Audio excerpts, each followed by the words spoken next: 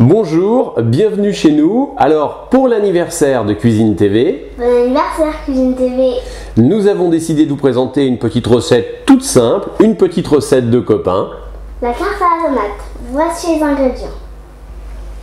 Environ 8 à 10 tomates suivant leur grosseur, de la fleur de sel, des herbes de Provence et du poivre du moulin. 50 g de parmesan, 50 g de pignon de pain, 5 à 8 centilitres d'huile d'olive et un joli bouquet de basilic.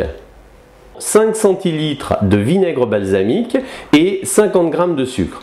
Enfin, naturellement, il vous faut une belle pâte feuilletée. Première opération, nous allons mettre les tomates pendant 2 heures à 150 degrés. Avant d'enfourner vos tomates au four, il faut mettre un peu d'herbe de Provence, du sel et naturellement un peu d'huile d'olive.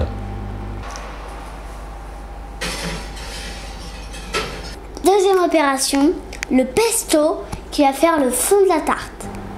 Pour réaliser le pesto, vous avez besoin d'environ 40 g de parmesan que vous mettez dans le mixeur. Vous en gardez 10 g pour la suite. Vous avez besoin d'environ 50 g de pignon de pain. Vous mettez également 3 centilitres d'huile d'olive et votre bouquet de basilic que vous aurez pris soin d'effeuiller. Il ne reste donc plus qu'à mixer.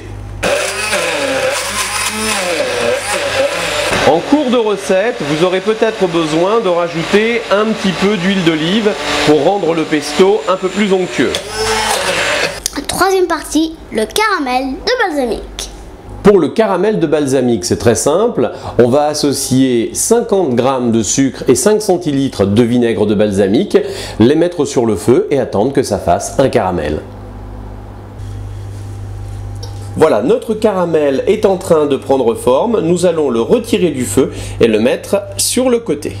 Il s'est écoulé un petit peu moins de 2 heures. Nos tomates sont cuites.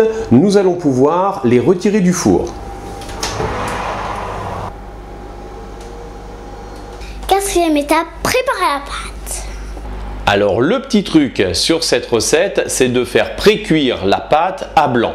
Pour cela, c'est très simple. On pique la pâte avec une fourchette, on met un papier sulfurisé et ensuite quelques haricots secs ou bien du riz que l'on dépose dessus et on enfourne le tout dans un four pendant une quinzaine de minutes à 200 degrés. Cinquième étape, on met le pesto au fond de la tarte et les tomates dessus. On ajoute un peu de parmesan et ensuite on réenfourne pour 15 minutes au four à 180 degrés. Et bien voilà, notre tarte à la tomate est prête. Il ne reste plus qu'à mettre quelques filets de caramel de balsamique et à corriger sel et poivre en fonction de votre goût. Bon appétit!